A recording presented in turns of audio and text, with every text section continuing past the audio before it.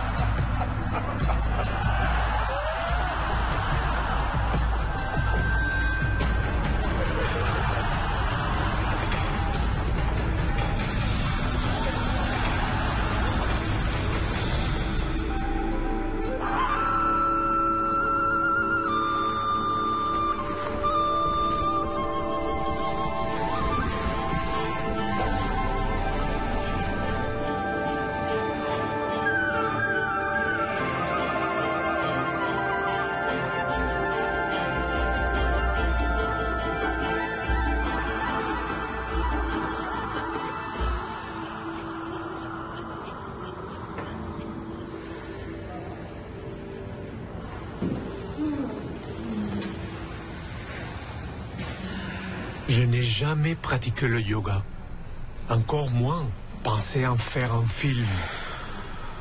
Chaque fois que j'ai essayé de l'apprendre, je me suis blessé ou les prêchis-prêchats m'ont fait fuir.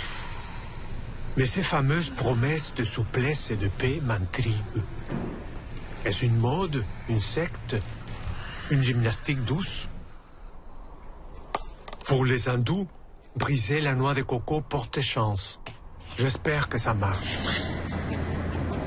Je pars à la recherche des passionnés du yoga pour mieux comprendre, mais aussi tisser, dans l'espoir d'apprendre à mieux vivre.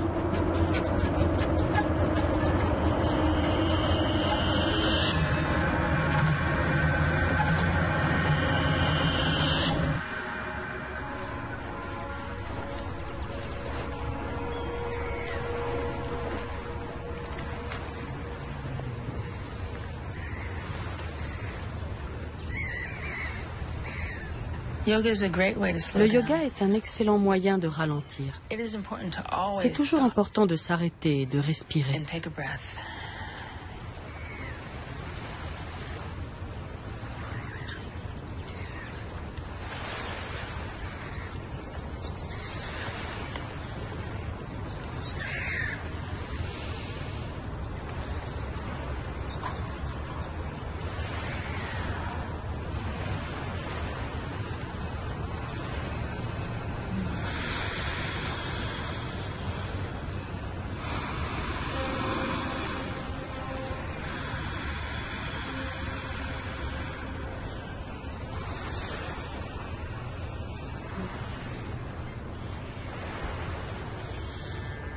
Le yoga est un chemin vers une meilleure connaissance de soi.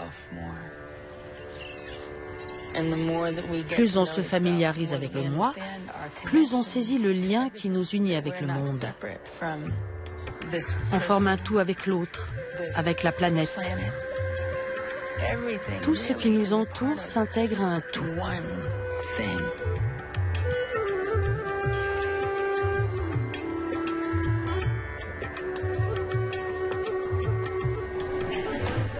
Le marché du yoga offre 1000 saveurs. Yoga cirque, yoga tout nu, yoga chrétien et même du yoga pour les chiens. Mais avec Richelle Donegan, on est loin de la saveur du moi. Son yoga tend la main à tous. Ceux à qui j'enseigne le yoga proviennent de toutes les couches de la société. Ce sont des gens ordinaires. Pendant ma formation de professeur,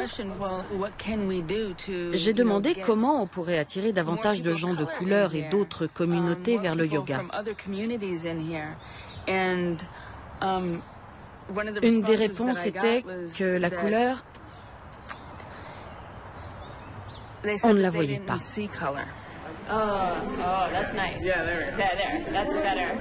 C'est important pourtant de voir que nous sommes tous différents.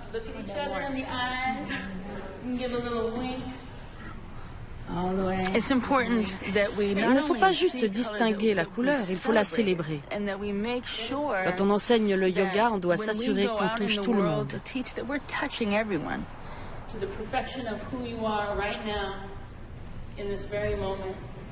Now root the tailbone into that space again. Soften the heart towards the earth.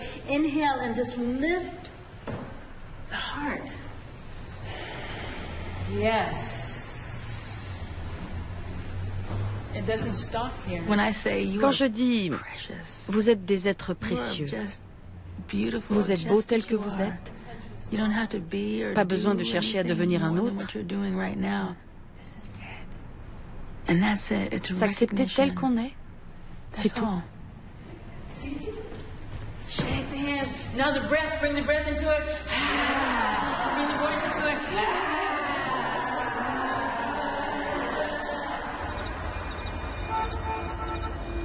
Le yoga explose en Occident. Seulement en Amérique du Nord, il y a 50 millions de personnes qui le pratiquent. Est-ce la réponse à notre course au chacun pour soi, à notre mal de vivre toujours stressé? En cherchant à le savoir, je suis tombé sur une carte d'affaires qui m'a accroché.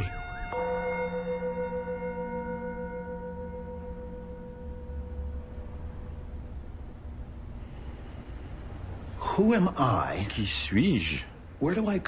D'où est-ce que je viens? Où vais-je? Comment habiter mon corps en équilibre et en harmonie? Comment vivre sur Terre de façon responsable? Le développement de nous-mêmes, c'est les prémices du yoga. Tout commence avec notre corps, dont on est responsable. Pour le yoga, cela se situe entre le bout des doigts et le centre de notre être. C'est la première chose dont on est responsable. Si ce n'est pas équilibré, en harmonie, si ce n'est pas sain, en accord avec la nature, si ce n'est pas stable, si vous ne pouvez pas vous asseoir dans votre corps en y étant à l'aise, cela signifie « je ne penche ni d'un côté ni de l'autre ». C'est comme le niveau des menuisiers. La bulle d'air au centre est l'objectif du yoga. Respirez et votre esprit change à cause du lien existant entre l'esprit et le corps. En yoga, ce qui relie l'esprit et le corps, c'est la respiration. Les positions et la respiration nous aident à être à l'aise dans notre corps et à atteindre l'équilibre. Alors seulement, on est prêt pour la méditation.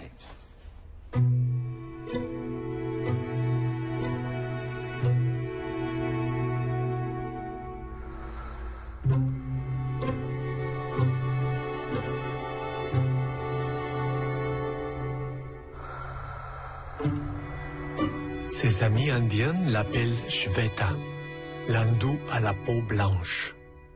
Depuis 40 ans, Jeffrey s'intéresse à l'univers des yogis. Je lui dis, j'aimerais en connaître un, et il m'amène chez Mary Jo. Les yogis disent que chaque matin on renaît. Oui, absolument. On dirait que c'est votre cas. Tout à fait. Ma situation m'a appris ce qu'est vraiment le yoga. Ce que je veux dire, c'est qu'en principe, je suis paralysée à partir de la nuque. Je me suis brisé le cou en ski il y a 5 ans. Perdre l'usage de son corps, de ses membres, de sa sexualité, perdre son identité, tout ce qui nous caractérise, est sûrement le test le plus exigeant pour le yoga. Ça a été un cadeau, un outil formidable, car je suis tétraplégique. Je devrais avoir du mal à respirer et même à vous parler. Grâce au yoga, j'y parviens. Ce n'est pas seulement physique. C'est plus grand et plus profond. C'est la science de la conscience.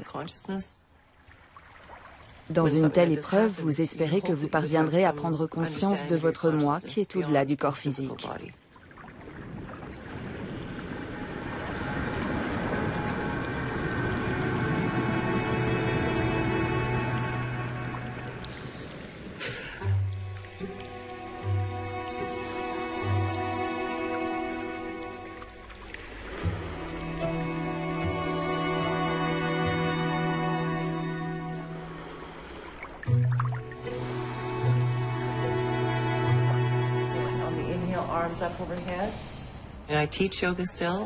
J'enseigne encore le yoga de mon fauteuil.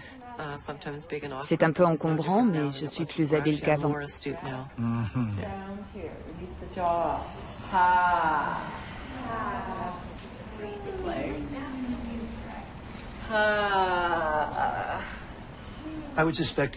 Vous devez être plus habile aussi à cerner les besoins des autres en yoga, car vous avez dû définir les vôtres. C'est impossible pour moi de cacher mon état.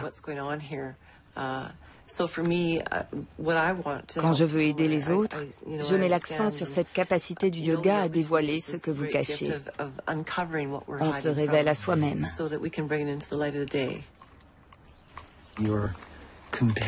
Votre compagnon est conscient des forces vitales qui l'entourent? Il prévoit mes spasmes. Ça me fait sursauter.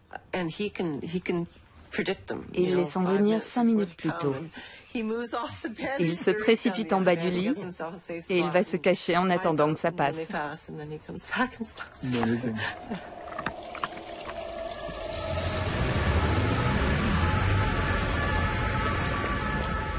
Comme l'Amérique, l'Europe carbure à la caféine. Les horaires comprimés laissent peu de temps pour souffler. Alors la trêve du yoga est bienvenue.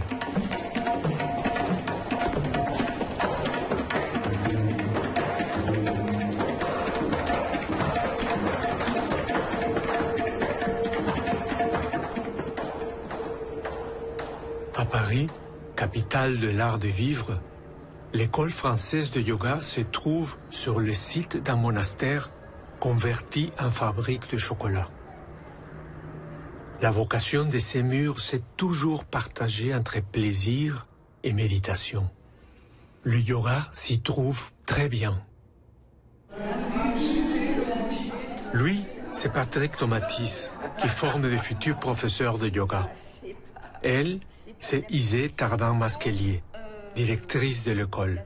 Elle est historienne des religions, spécialiste de l'hindouisme et vrai fanat de yoga. Ok. Du coup, je peux ajouter quelque chose aussi? Ah ben au contraire, venez, c'est super génial. Je crois qu'il ne faut pas chercher à convaincre tout le monde de faire du yoga, parce que le yoga correspond à une certaine recherche, et que ça n'est pas tout le monde qui a le goût de cette quête.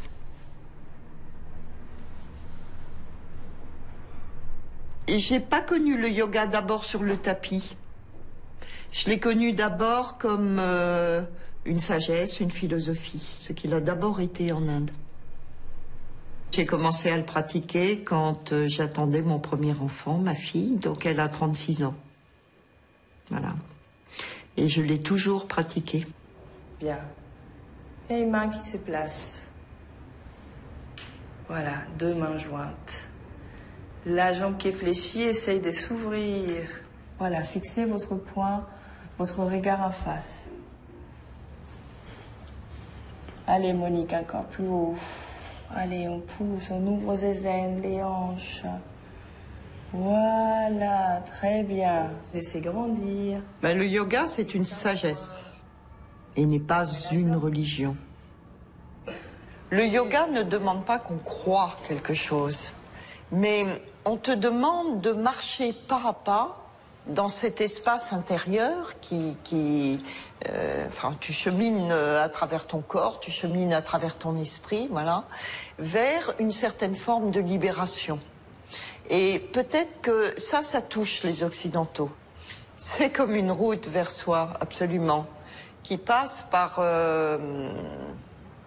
je dirais, par une série de portes qui sont à la mesure de nos résistances, qui sont à la mesure de nos ignorances. Tu vois, à chaque fois, il y a des verrous et il y a des portes qui s'ouvrent si le travail se fait.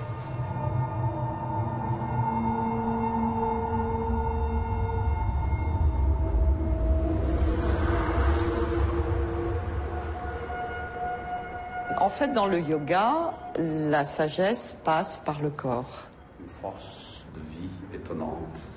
Moi, ce qui m'a vraiment intéressé, c'est cette pliure que je prends là au niveau de la nuque, que puis je puisse la prendre à un autre niveau. C'est-à-dire si je fais ça, là, et c'est dans le haut du dos, je viens faire la pliure. Encore là, voilà, parfait. Maintenant.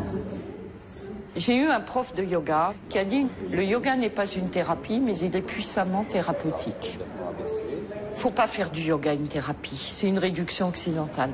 Mais en revanche, on s'aperçoit qu'en faisant du yoga, dans sa globalité, un certain nombre de maux, de souffrances, de maladies et tout vont s'atténuer, ou bien simplement elles n'auront plus d'importance. En fait, quand vous faites ça, vous êtes en train de me faire une sonnette externe de l'omoplate. Alors, c'est sûr que quand j'ai le dos qui est un peu rond comme ça, j'ai tendance à avoir les omoplates un peu hautes. Hein, et puis il faut que je fasse l'effort de les abaisser. Il n'y a jamais eu une seule tradition de yoga. En Inde, il y a eu des yogas. C'est quelque chose de vivant et qui évolue. Et le yoga pur, moi, je ne sais pas ce que c'est.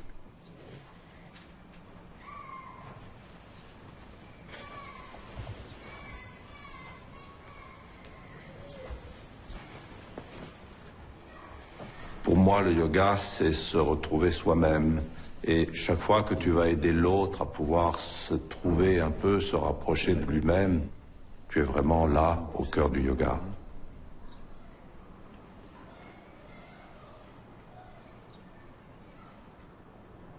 Alors, Philippe Vigan, il est l'Octine syndrome, donc c'est littéralement muret vivant.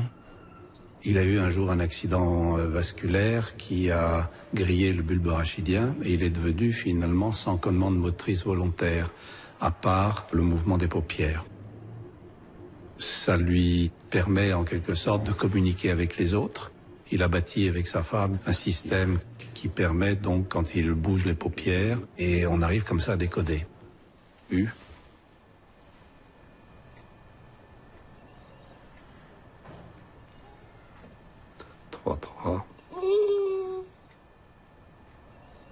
Une, 4, 2. Oh, j'ai déjà rassuré, c'est pas pin-up, mais...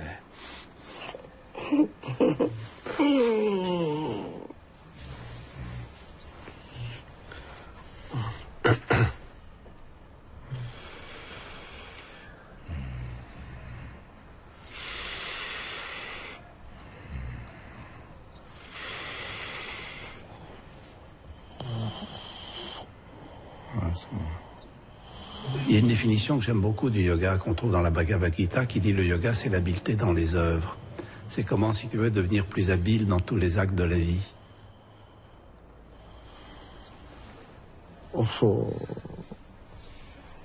Oui, ce sont ceux qui souffrent qui peuvent le plus profiter du yoga. Mais qui sont ceux qui souffrent? Tout le monde. Tout être qui est sur Terre fait l'expérience de la souffrance. C'est ce que dit le bouddhisme, et la réaction des Occidentaux, c'est de dire « Ah mais c'est terriblement pessimiste ». Mais dans la pensée indienne, c'est pas une raison de se désespérer. C'est juste que c'est la condition de l'être humain. Il se raconte plus des histoires. Donc il touche une vérité, et parce qu'il touche une vérité, il sort de l'illusion des choses et de l'illusion sur lui-même. Et alors il a une chance de découvrir autre chose.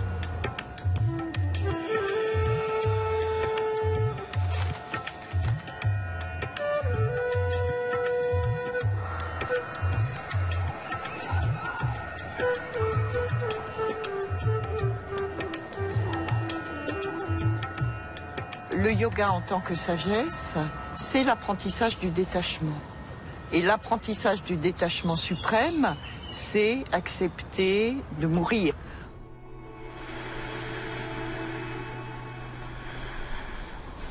Dans le simple fait de respirer, les yogis ont trouvé l'expression la plus spontanée de ça. On expire, on rend le souffle et donc on meurt à quelque chose et on est régénéré ou on revit avec une inspiration.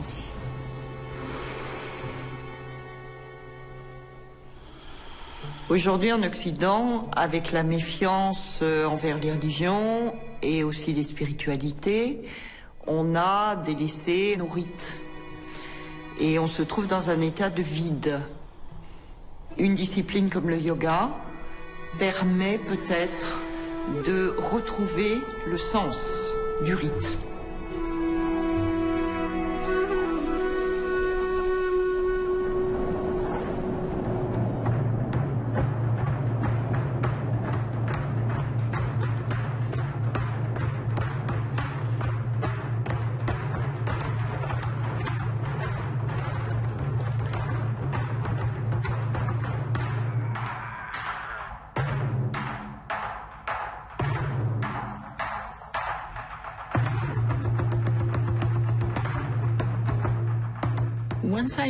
Quand je me suis mise à faire du yoga, ma façon de vivre la danse a totalement changé. Ça n'a rien à voir. C'est un autre univers.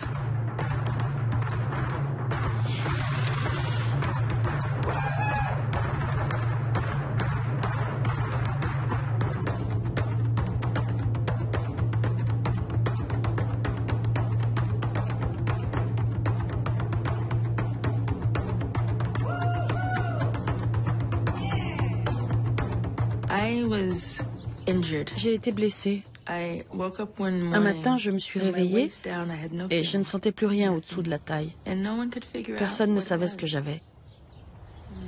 Je suis convaincue d'avoir perdu toute sensibilité car je n'en pouvais plus. Mon frère était mort du sida peu de temps avant. J'ai perdu une très grande amie. Elle se rendait à notre centre de formation. En traversant la rue, elle a été heurtée par une voiture. Et elle est décédée le soir même. Et puis, celle qui était comme ma grand-mère a fait une crise cardiaque. Tout ça est arrivé en très peu de temps. J'ai perdu toute sensation parce que c'était trop. J'allais souvent à l'ashram pour boire du chai. J'adorais le chai. J'aimais le chai et le petit restaurant Amrit. Mais j'avais décidé de ne pas y participer davantage car ça ne semblait pas être ma voie. Je ne voulais pas me prosterner devant quiconque, surtout en tant qu'Afro-américaine avec notre passé. Je n'étais pas prête à considérer qui que ce soit comme mon maître. Ce n'était pas mon truc. Mais une voix en moi a dit « vas-y ». À partir de ce moment-là, je me suis prosternée. Je faisais tout. Je me suis mise à faire du travail désintéressé, sans savoir ce que c'était vraiment. J'ai tout fait sur le champ. Finalement, je me suis retrouvée dans un cours de yoga pour les problèmes de dos. Résultat, je ne m'étais pas sentie aussi bien depuis des mois. J'ai continué à guérir.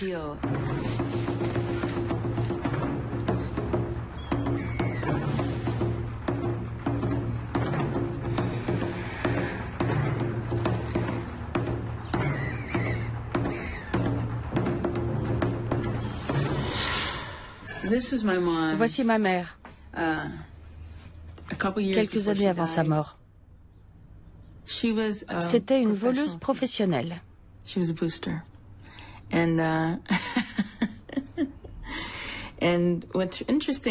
qui est intéressant, c'est qu'elle s'en tirait très bien.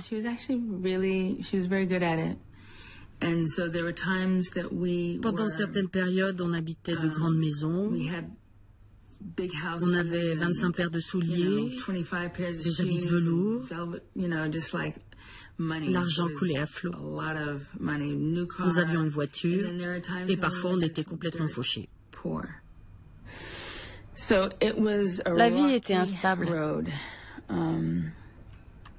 Elle me comblait d'amour quand j'étais avec elle. Lorsque j'étais dans des centres d'accueil ou à l'orphelinat, c'était comme si je passais le temps à attendre ma mère. Peu importe si c'était des mois ou des années, j'attendais de la retrouver.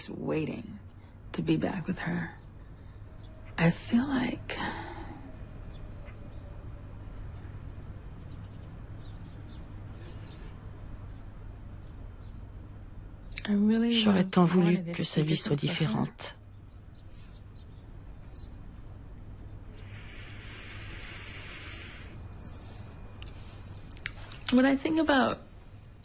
Quand je songe au yoga et à sa puissance, et que je pense à ma mère, je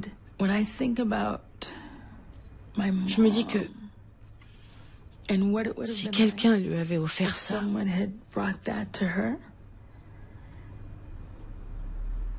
c'est ce qui me pousse à vouloir le pratiquer tout le temps.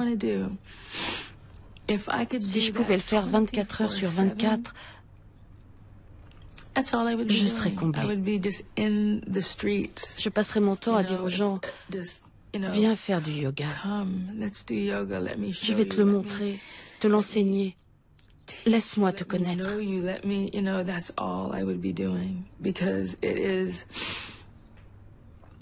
À bien des niveaux, c'est ce qui m'a sauvée.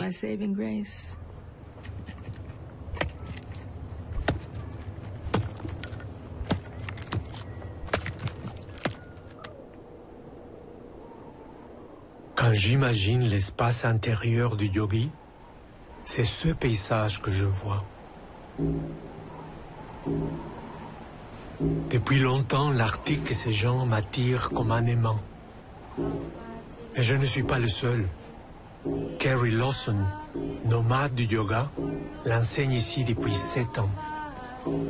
Tapis sous les bras, elle se balade entre la Nouvelle-Écosse, le Nunavut et l'Inde.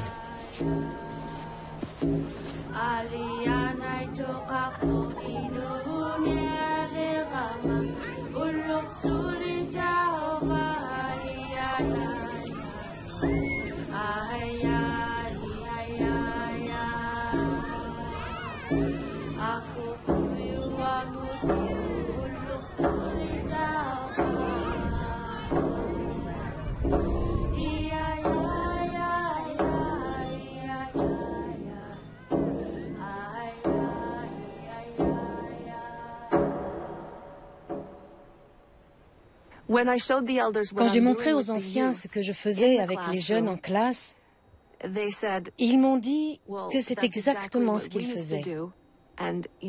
Ça les aidait à apprendre le calme et la concentration. Quand notre père marchait devant, on manœuvrait nous-mêmes le lourd traîneau. Et on courait avec les chiens. Faire ce genre d'activité nous maintenait en forme.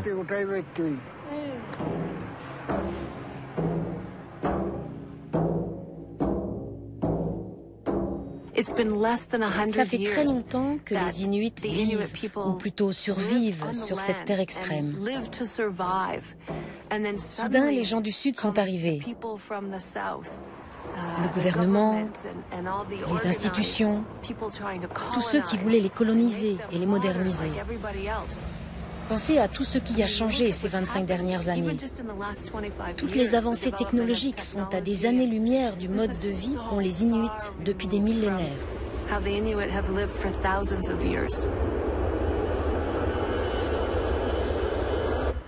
Keep your eyes closed. Make your spine nice and tall. And let your mind come to your breath. Did anybody find it hard to keep your mind on your breath? Yeah. Yeah. Totally. Remember I said this is going to be difficult? Yoga is more about the mind than it is about getting our leg behind our head. Really. Beaucoup de jeunes sont mal à l'aise dans leur corps de nos jours. Ils consomment beaucoup de sucre. Ils aiment les boissons gazeuses et les chips. Ils deviennent hyperactifs. There's actually a scientific process going on in your body. Je peux m'identifier à ces jeunes. À leur âge, j'étais aussi à côté de la plaque. Un peu rebelle. J'ai quitté la maison à 17 ans.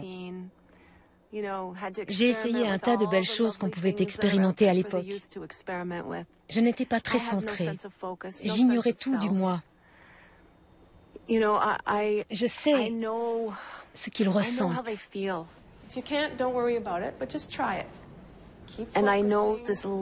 Je sais ce que c'est d'être coupé de soi-même. Par expérience, je sais que le yoga peut renverser la vapeur.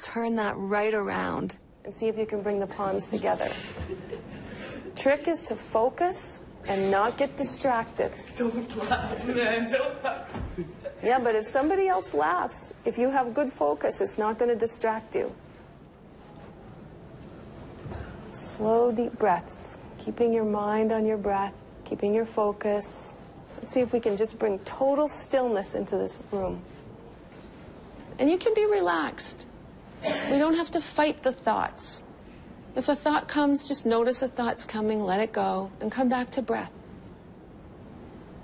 These could be the ones that are the most. Ce sont probablement les plus indociles et les plus agités. Leurs professeurs me souhaitent bonne chance avec eux. Prenez ces jeunes que tout le monde a laissé tomber. Eh bien, en l'espace de 15 à 20 minutes, ils méditent tranquillement. On voit la paix et le calme sur leur visage. C'est comme si leurs souvenirs étaient si près de leur cœur qu'avec un peu d'aide et de temps, ils reprennent contact avec eux-mêmes.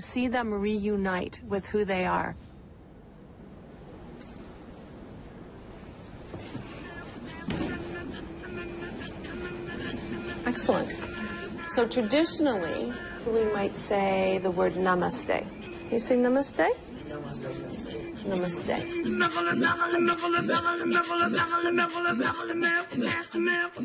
Dans mon rêve, un enfant inuit me disait « On ne meurt pas.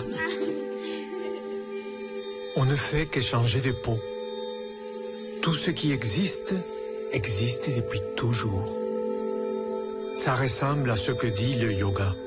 Une fleur, un gratte-ciel font partie du même tout.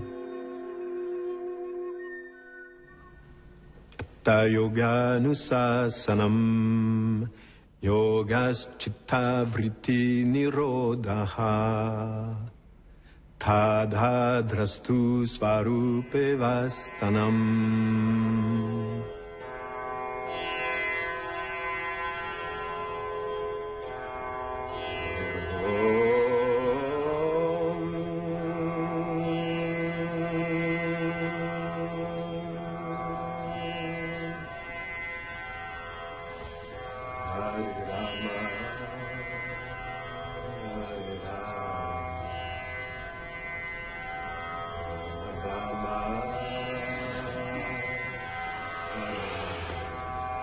Venu enseigne le yoga. Il le pratique tous les jours de sa vie. Sans exception. Noël, jour de l'an compris.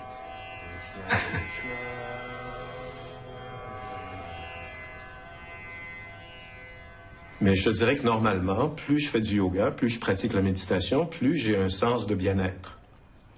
Alors les gens cherchent toujours des expériences extraordinaires. Ah, ma kundalini s'est éveillée, j'ai un chakra qui s'est ouvert ici. Ça c'est un peu le côté hollywoodien, si tu veux. Ces choses-là existent véritablement et on en fait l'expérience, mais la vraie évolution dans le yoga, c'est une évolution qui se fait normalement, qui se fait de façon assez subtile. C'est plus un art de vivre, si tu veux, puis surtout un art de ressentir les choses. Il y a 40 ans, Venu a découvert le yoga. Et l'Orient est entré dans sa vie.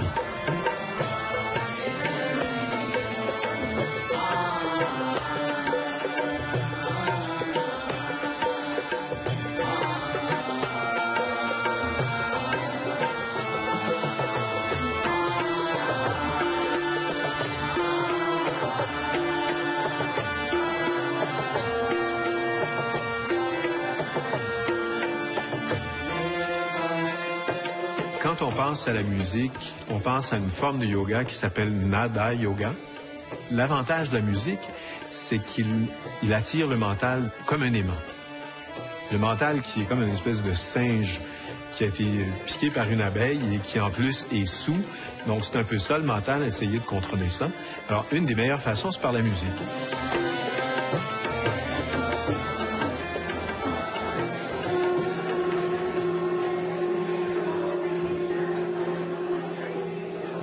La sagesse orientale épate l'Occident depuis Socrate. Il y a un siècle, un premier yogi a séduit l'Amérique du Nord. Swami Vivekananda était antisectaire et prêchait à chaque humain sa religion. C'est lui qui a ouvert la porte du continent à la pensée hindoue. Puis d'autres ont suivi.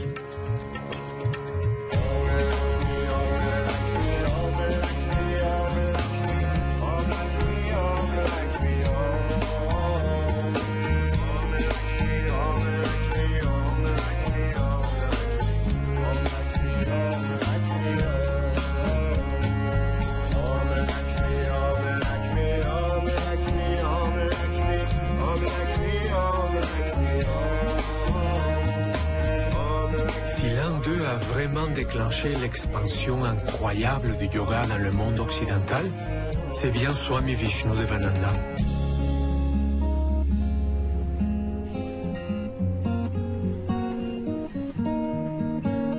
Devananda, le gourou de Venu, fonde la première école de yoga en Occident. C'était à Montréal, en 1959. Elle est toujours là, à quelques minutes de chez moi, sur la Maine. L'histoire de Swami Vishnudevananda commence sur le fleuve sacré du Gange.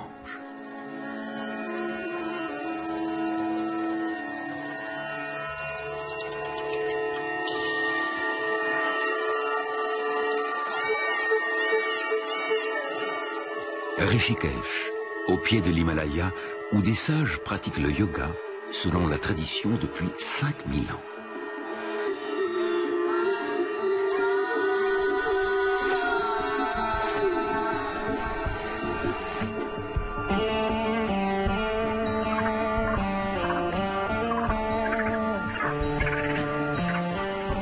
Swami Vishnudevananda, tout juste sorti de l'armée, devient le disciple de Swami Shivananda, un des grands maîtres spirituels de l'Inde du XXe siècle.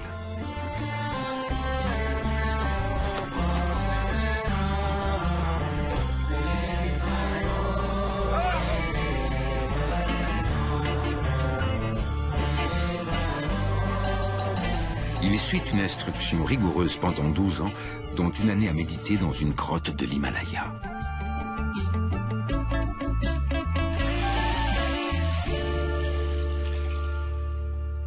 Voyant l'esprit indépendant du jeune Vishnudevananda, Swami Shivananda l'envoie dans le monde enseigner le yoga en lui disant « Pars en Occident, les gens sont prêts ».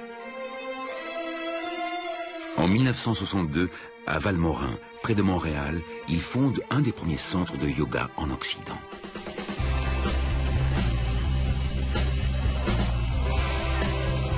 Et puis, les années 60 arrivent. Les jeunes découvrent le yoga et l'ashram de Valmorin. Faites l'amour, pas la guerre. Fidèle à l'esprit de l'époque, Vishnudevananda, le Swami volant pacifique, survole les zones de conflit du monde. Le Pakistan, le Proche-Orient, Cuba et l'Irlande en leur lançant des fleurs.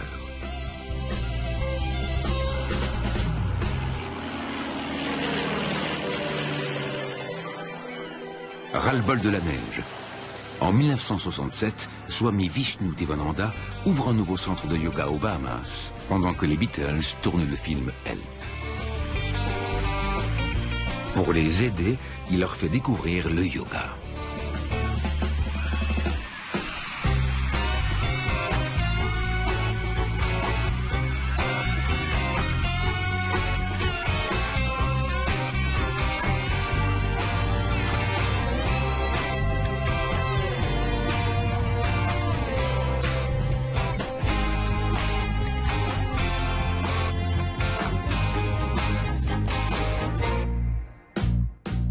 Aujourd'hui, des artistes du monde entier pratiquent le yoga. Sarah McLachlan, Sting, Carlos Santana, Alanis Morissette, Yehudi Menuhin, John McLaughlin, Madonna et l'ours Yogi.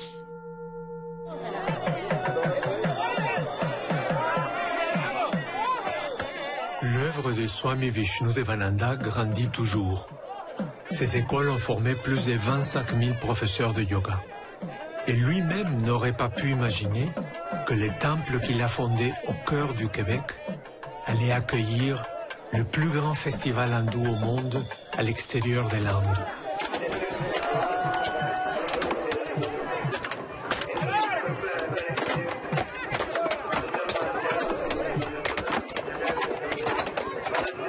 Swami Vishnudevananda n'était pas le seul yogi à passer sans effort des tropiques au pays de l'hiver. Le docteur Bali est le petit dernier de la lignée.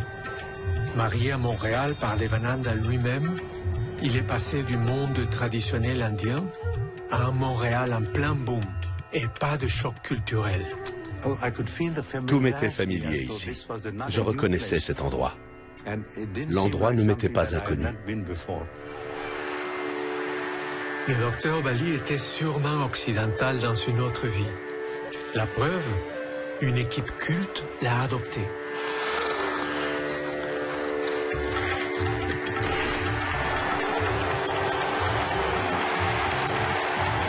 Une fois de plus, le Canadien s'approprie la Coupe Stanley, le trophée le plus convoité du monde du hockey.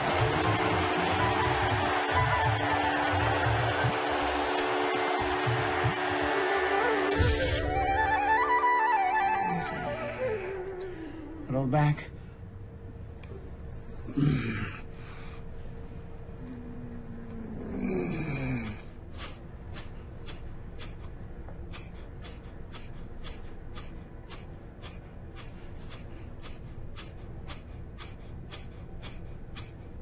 The tiny capillaries which are blocked, they need to be dilated.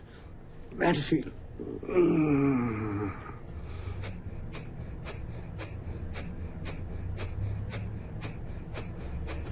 Feel the guts, feel the pelvic muscles. So it's not just the abs. The very core muscles being worked into.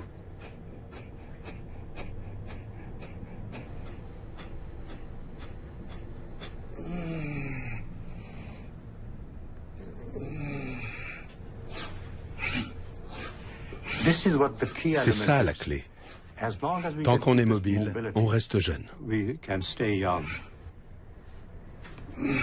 Back into the cobra. Always stabilize your breath. Pause for a moment. Now circles. Nous avons environ 40 000 pensées par jour, dont 90% sont les mêmes le lendemain. Et 90% sont des pensées négatives. Avec elles, impossible de créer des énergies positives, une énergie pour guérir. Quand guérit-on le mieux? Dans le sommeil profond. Parce que le mental n'intervient pas dans le processus. C'est ça la condition humaine. Nous sommes trop occupés à agir, penser et devenir.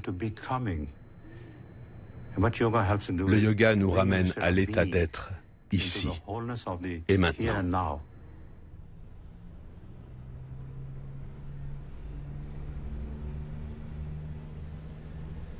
In this level of comfort, nothing and nothing can hurt your body ever again. Feel that trust. That's where your immune system has been hoisted. That's where any functional decline or deficit has been compensated. And feel being the ocean of pure awareness.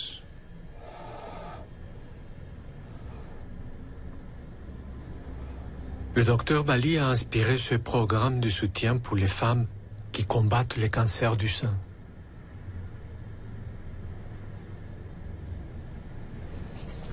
Fantasize your body flourishing, blossoming into beauty and grace. Deeper, deeper, deeper. Feel the extension, slowly down. And with feelings of firmness and tautness. Hold it, feel it. Reach out, make circles. Inhale, exhale. Up again. Stretch your arm. Hold this at the present moment. Hold it. Let go. La première fois, j'ai pleuré. C'était au niveau du sternum. J'avais terriblement mal. Je m'étais fracturé le sternum. Je ne pouvais pas m'allonger sur le ventre. C'est ma position préférée pour dormir depuis l'enfance. Je n'avais pas dormi sur le ventre depuis 5 ans. Quand il nous a fait allonger sur le ventre pour relaxer, je n'étais pas sûre, mais je l'ai fait quand même. Quelle révélation. Ça m'a libérée. And relax. And it is the feelings of comfort and joy which is your medicine. And slipping away into feelings of being. That's where the healing molecules are being released. J'enseigne maintenant le yoga à des femmes souffrant de cancer du sein. Revirement complet.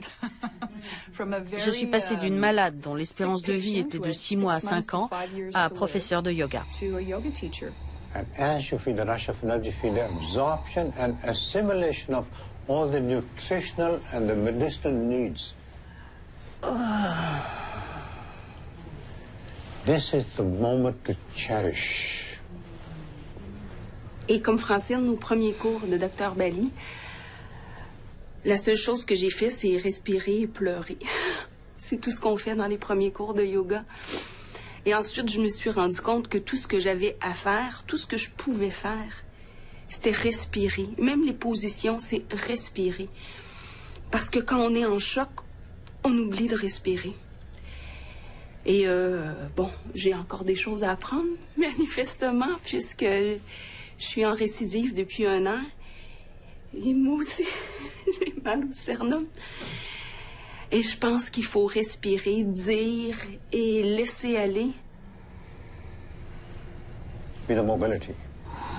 Again, feel the rush of energy. Et moi, si je viens pas au cours de Dr Bali, mon monde éclate encore.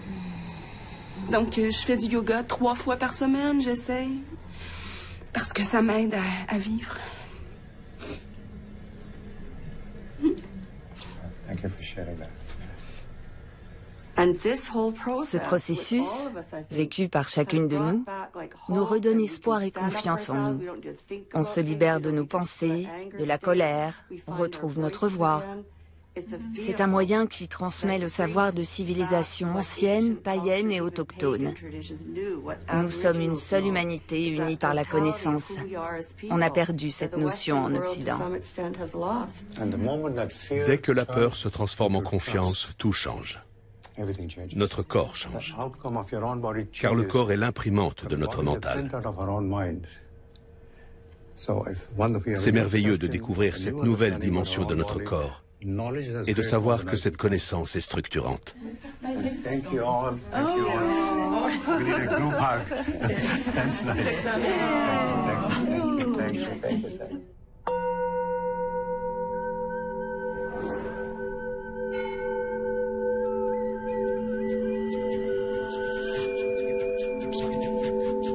you.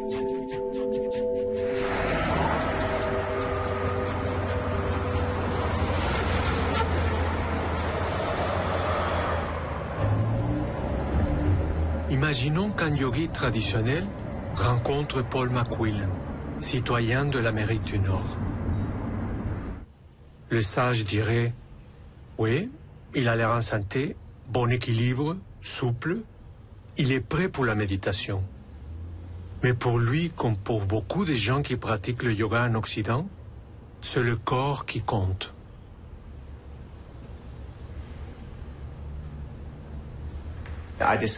J'ai découvert le yoga quand j'étais en tournée avec la comédie musicale Hairspray. J'étais toujours en avion. Je me sentais éparpillé, déséquilibré. Dans ce sens, ça m'a aidé. Mais je ne médite pas tous les jours.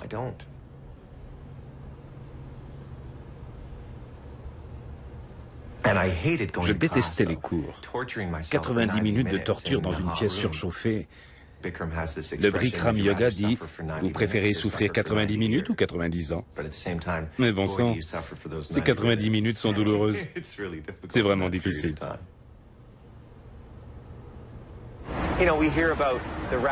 On parle beaucoup de la hausse des cas de diabète aux États-Unis et au Canada, de l'obésité chez les enfants. Mais on ne parle pas de l'épidémie de santé. Je crois que les gens veulent l'intérioriser et améliorer leur santé. Comme je l'ai déjà dit, les gens recherchent une voie vers l'esprit, un réveil spirituel. Ça devient de plus en plus populaire. You are too beautiful, and I am a fool for you.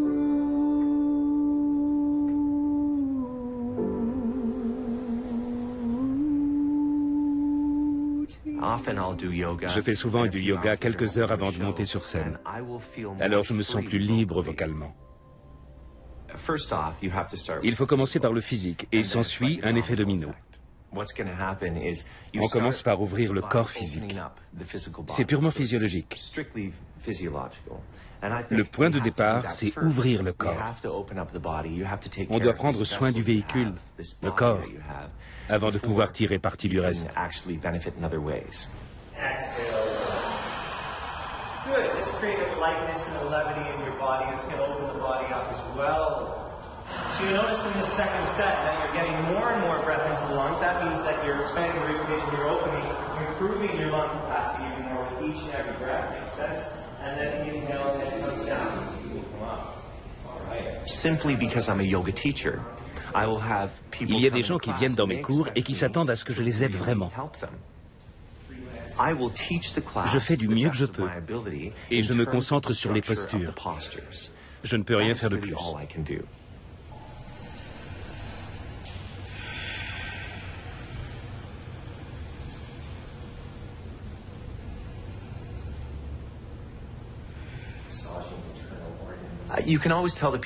Il y en a d'autres qui te bombardent de questions. C'est comme s'ils voulaient prendre une part de moi, car ils croient que j'ai trouvé quelque chose.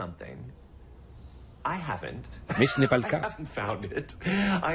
J'essaie juste de créer un équilibre dans ma vie d'acteur en faisant et en enseignant le yoga. Car j'aime ce que ça a fait à mon corps. Mais je n'ai pas de solution. Actuellement, il y a une tendance à dire tel ou tel yoga est le meilleur. C'est notre yoga ou rien du tout. C'est insensé.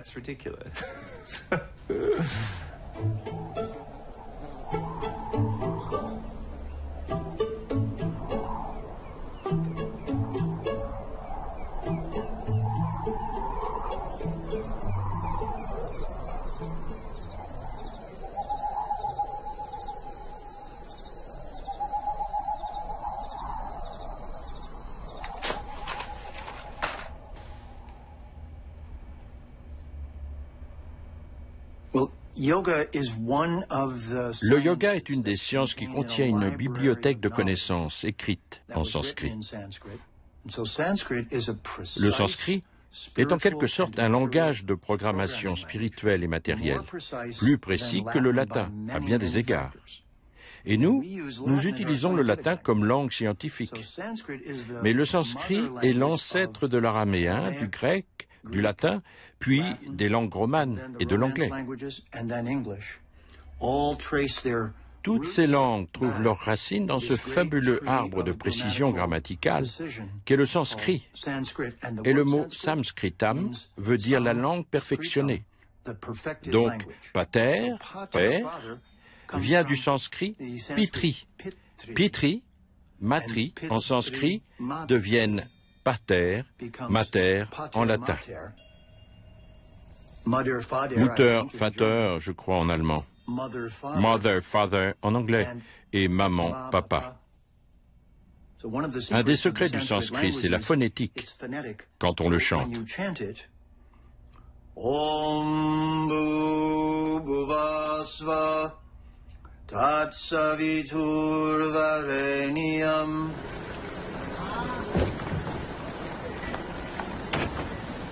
Les mots et les vibrations du sanskrit transmettent des images, la vérité, et alignent les molécules de notre corps d'une certaine façon. C'est un mantra les plus célèbres récités par les yogis. Ils disent au soleil, « Tu es l'âme de l'univers. Je veux cette lumière dans mon cœur, pour toujours. » L'hindou blanc est de retour au bercail. Il est bien accepté ici, comme les maîtres indiens qui ont semé le yoga l'ont été en Occident. C'est un juste retour des choses.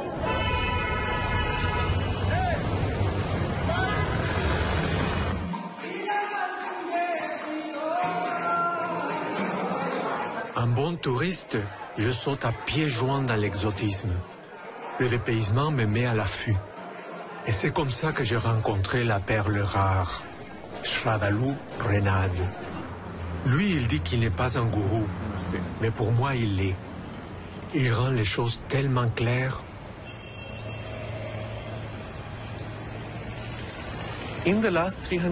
Ces 300 dernières années, l'évolution du monde s'est spécialisée. L'Orient a mis tout l'accent sur la réalisation spirituelle sans tenir compte ni de la vie, ni de la matière. L'Occident, lui, a mis l'accent sur le développement matériel en oubliant la vie intérieure et spirituelle. Avant les 300 dernières années, l'Orient et l'Occident possédaient chacun le matériel et le spirituel. Cette spécialisation représente l'ultime réconciliation que la nature prépare en vue de son évolution. Elle a engendré ces deux extrêmes qui doivent maintenant se rejoindre. En Occident, il y a une quête de ce qui procure la satisfaction véritable, car tout ce qui est matériel ne suffit plus. On assiste à un retour vers l'Orient. Mais en Orient, malgré une satisfaction intérieure profonde, on est insatisfait de l'extérieur. La vie ne devrait pas être si pénible, si mal organisée ou sale. On tente donc de se tourner vers l'Occident pour retrouver le côté matériel. Tous n'en sont pas conscients, mais ils en ressentent le besoin et tentent ce passage. C'était l'idéal recherché par les plus anciennes quêtes spirituelles en Inde. C'est pourquoi la culture de l'Inde est si riche, diversifiée et développée.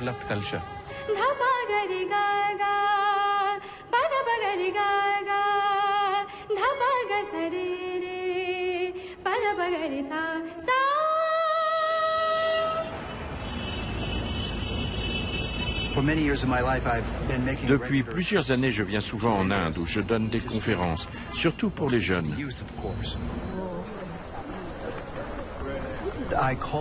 J'appelle cela « rapporter l'eau du Gange au Gange », ramener l'Inde à l'Inde.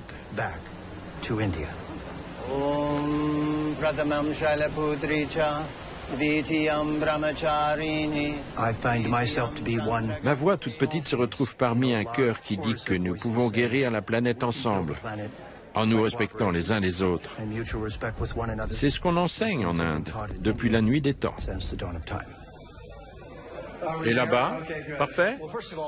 D'abord, je m'appelle Jeffrey Armstrong. Je sais à qui vous pensez. Neil Armstrong. C'est mon oncle. C'est un astronaute de l'espace extérieur et moi, de l'espace intérieur. Vos ancêtres ont inventé le développement durable. Ils ont appris à conserver cet équilibre en toutes choses. On appelle ça le yoga. Quand tous les désirs inutiles sont éliminés de l'esprit, l'esprit reste stable. Si vous devenez des yogis, vous comprendrez comment fonctionner et travailler avec la planète de façon à trouver des solutions puisées dans la technologie et la science et axées sur la viabilité. On pourra tous y arriver car votre héritage vous permet de montrer la voie.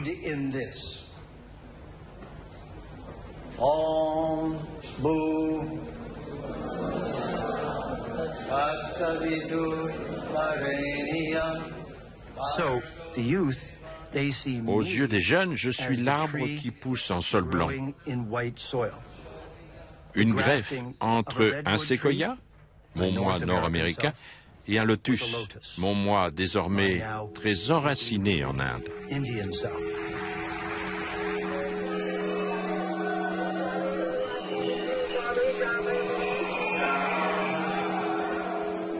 À l'ouest, on fait la pub des produits de consommation. À Rishikesh, ville sainte, on fait la pub de la vérité.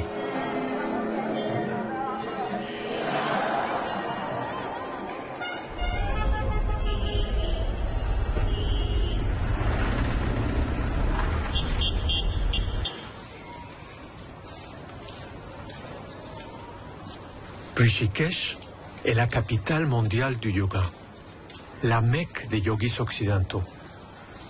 Pour les cyniques, ce n'est que du tourisme spirituel. Pour d'autres, c'est vraiment un lieu de refuge. Pour moi, c'est comme entrer dans un livre de contes. Mais Jeffrey Armstrong est ici pour des raisons pratiques. Il veut renforcer ses liens avec l'organisation de Swami Chidanand, qui l'invite à Vancouver. Avec le yoga, ce n'est pas seulement le corps qui devient flexible. L'esprit aussi, votre être tout entier devient souple. Les biens matériels vous rendent heureux, vous en avez besoin. Vous vivez dans ce monde, rien de mal à ça. Profitez de ces biens, aimez-les, possédez-les. C'est ça le monde où vous vivez. La vie, ce n'est pas la tristesse, la mauvaise humeur et la rupture, la grotte dans la montagne.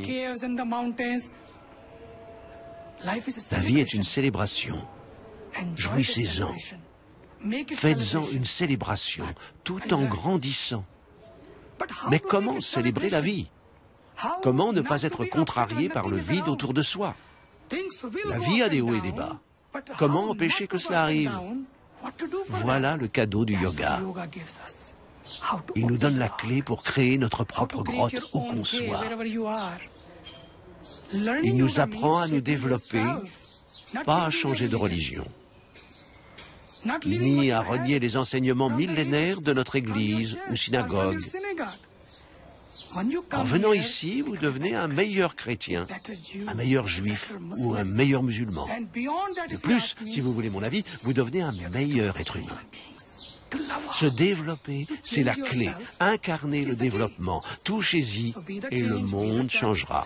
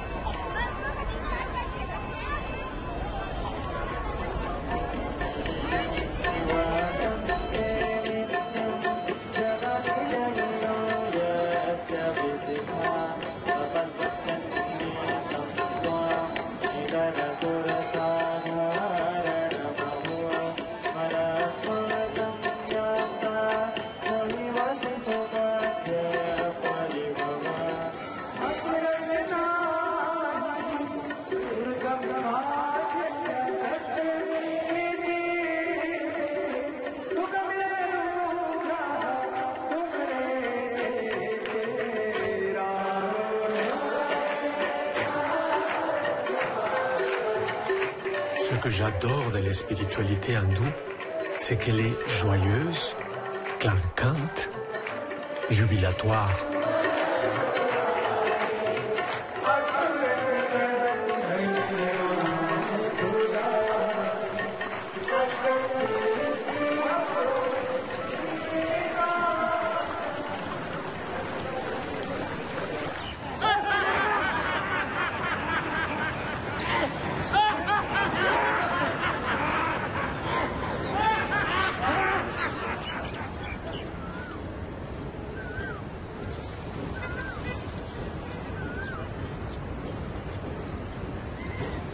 Venu est en transe. Ici, il trouve son yoga de prédilection. C'est lui qui passe par les vibrations, le yoga de la musique. Il réalise un vieux rêve, acheter un harmonium made in India.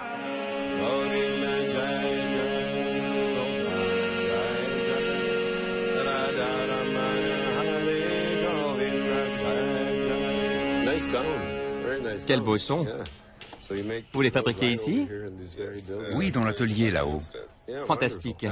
Je connais peu d'accords. J'accompagne surtout les autres.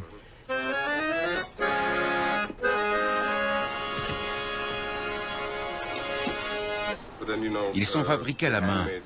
Chacun a un son unique.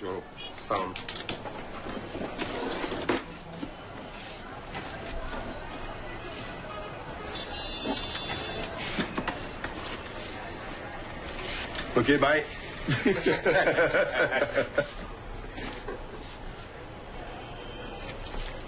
Oops, sorry. I guess I have to Bon, je vais devoir l'acheter maintenant. J'aime le son. Je vais vous l'emballer. S'il vous plaît.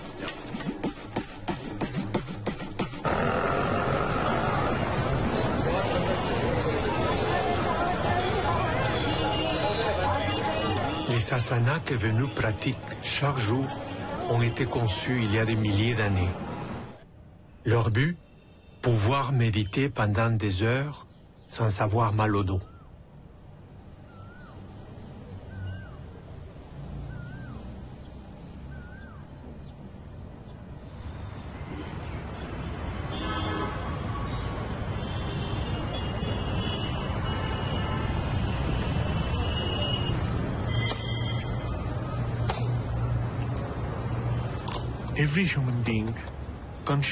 Tout être humain, qu'il en soit conscient ou non, est en quête du divin.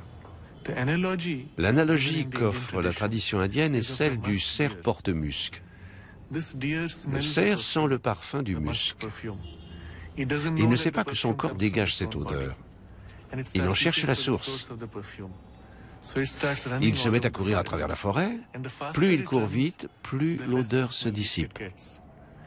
Il s'arrête épuisé.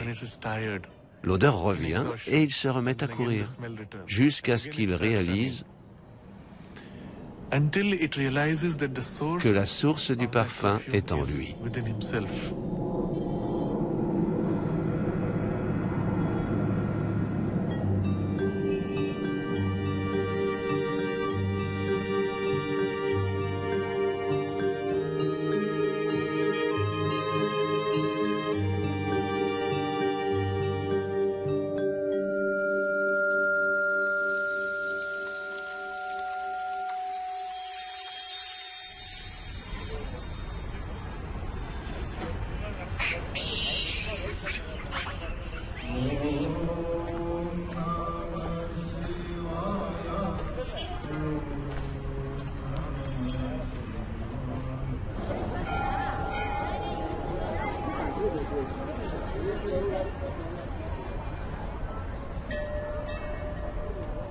Venu médite au même endroit où son gourou, Swami Vishnudevananda, pratiquait tous les jours avant de partir vers l'ouest.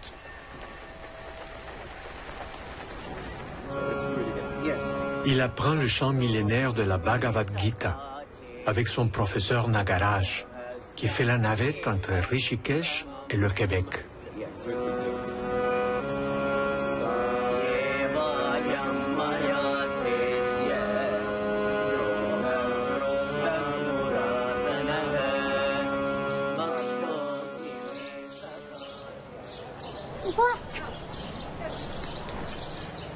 Une surprise nous attend au fond du monastère.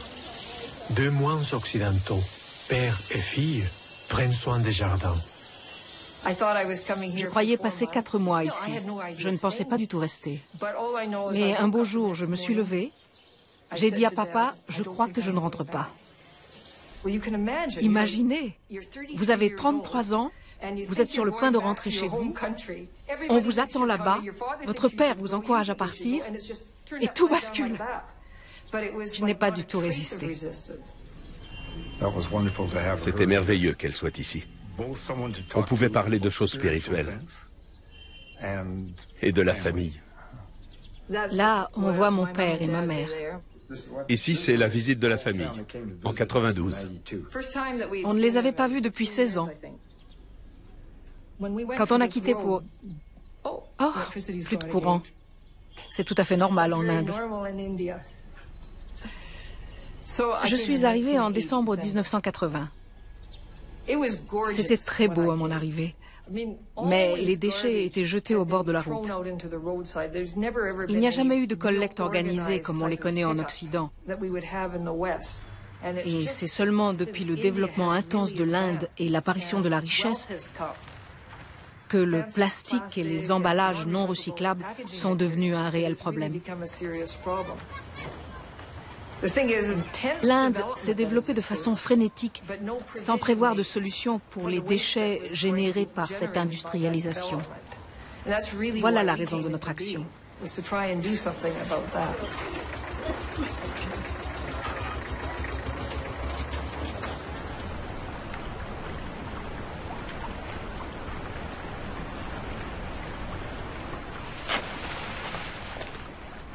Le karma yoga, c'est agir par devoir et sans désir de récompense.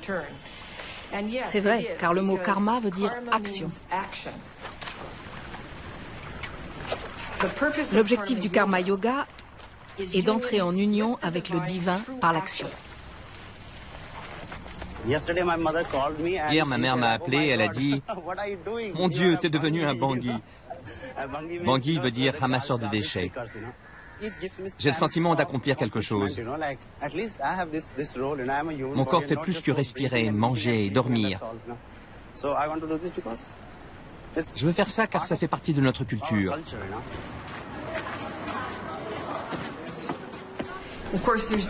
C'est Jitendra, le directeur des opérations et fondateur de Clean Himalaya. Je lui ai offert mon aide pour du porte-à-porte. Affiche en main, on leur expliquait notre mandat, ramasser leurs déchets. On a mis du temps avant de gagner leur confiance.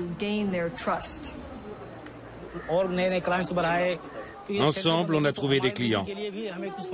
Si le centre Clean Himalaya fermait ses portes, comment je ferais pour gagner ma vie? Je le considère comme une entreprise qui m'aide à survivre et qui permet de travailler.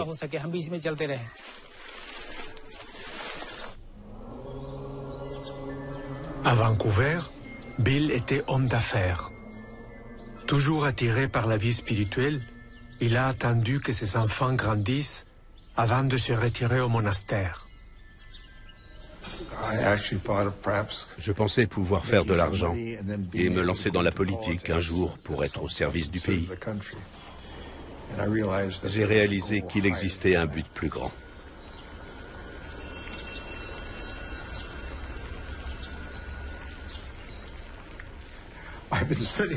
Je suis assis sur le même lit depuis 35 ans. Un bon vieux lit de camp. Avec le yoga et une vie spirituelle, il ne s'agit pas tant d'acquérir quelque chose de nouveau que de débarrasser notre esprit de l'idée farfelue qu'on est le centre de l'univers.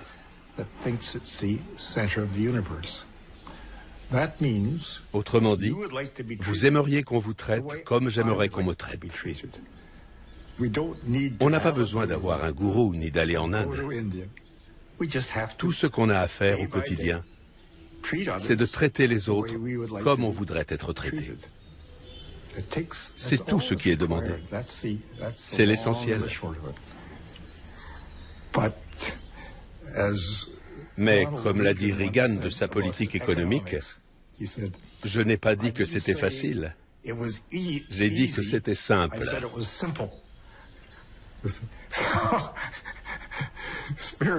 Les questions spirituelles ou religieuses ne sont pas faciles, mais elles sont simples.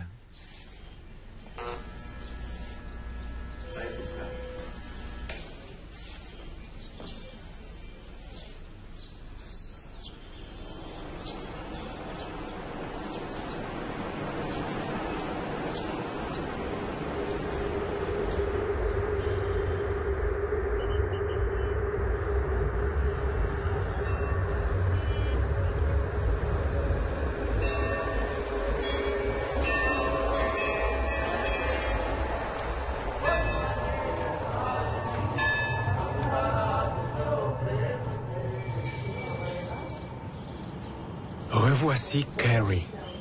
Fraîchement débarquée de l'Arctique, elle prépare une tournée d'enseignement yogique avec Kabir, son amoureux.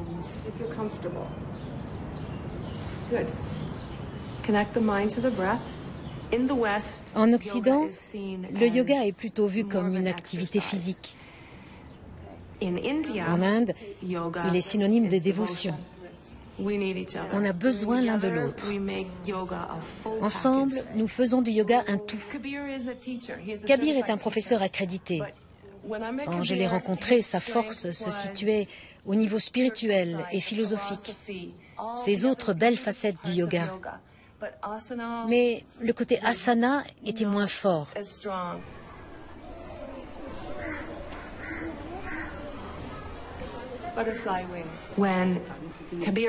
Quand Kabir et moi enseignons ensemble, on apporte l'aspect masculin et féminin.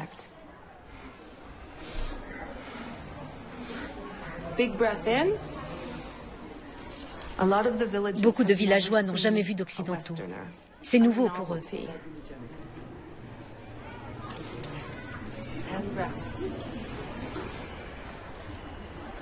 Quand je leur apprends, je reçois leur enseignement aussi. Très vite, un lien se crée.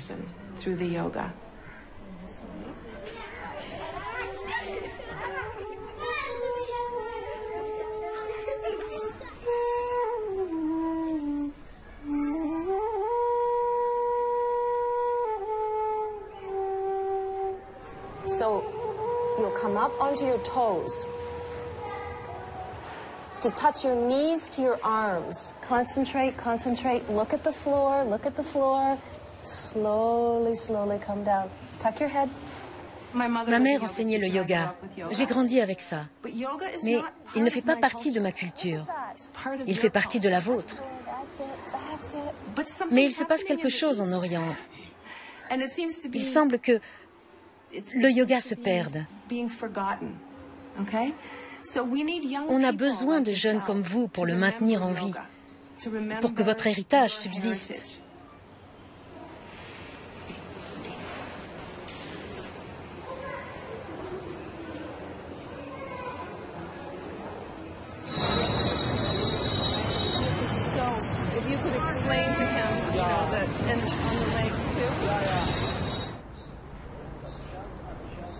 Difficile pour moi d'imaginer quelqu'un qui pourrait mieux profiter du yoga qu'un condamné. Mais il a fallu briser plusieurs noix de coco avant qu'une prison ne nous ouvre ses portes. Parmi les prisonniers ici, il y a des meurtriers, des voleurs, des vendeurs de drogue et des terroristes. On parvient tout de même à gérer la prison et à maintenir une ambiance sereine. On maîtrise bien la situation.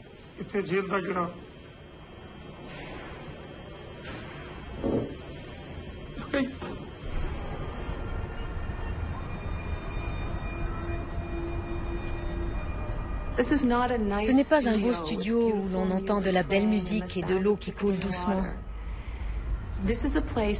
Ici, on sent l'angoisse. On sent le désespoir.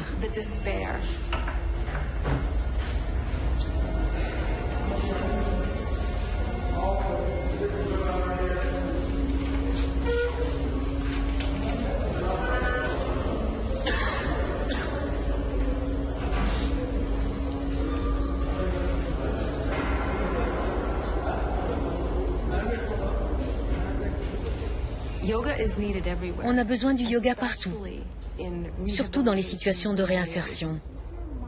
Il est essentiel dans de tels cas.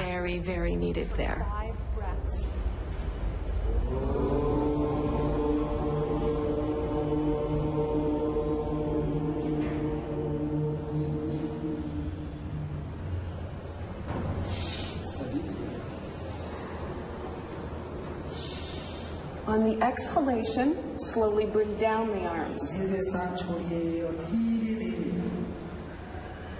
Inhale up. सांस छोड़िए धीरे करके अपना हाथ जो अपने दूसरे पांव के ऊपर रखिए. Allow the mind to gently come back to breath. धीरे से अपना ध्यान अपनी सांसों के ऊपर लाएंगे.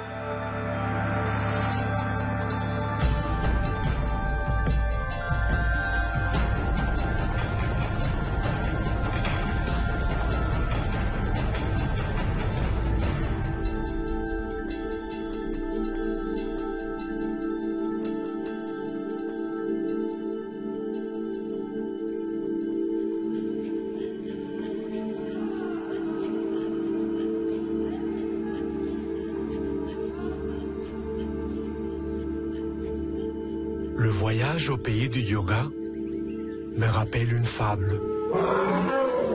Curieux, un groupe d'aveugles s'approche d'un éléphant. L'un tâte la patte et dit « c'est une colonne ». L'autre touche la queue et dit « c'est un balai ». « Ah non, c'est un boyau », dit le troisième. « Un éventail », dit l'autre. « Pas du tout », dit le dernier. « Tu ne vois pas que c'est une muraille ?» Eh oui, il y a une morale à cette histoire. Nous sommes tous aveugles et ne saisissons qu'une partie de la réalité. Maintenant, je fais du yoga, et même si je suis loin de la vérité, mon corps est content. J'ai appris à mieux respirer. Côté esprit, ça a bougé aussi. Mais ça, je le garde pour moi. Le yoga a eu raison de ma méfiance. Il a gagné mon respect.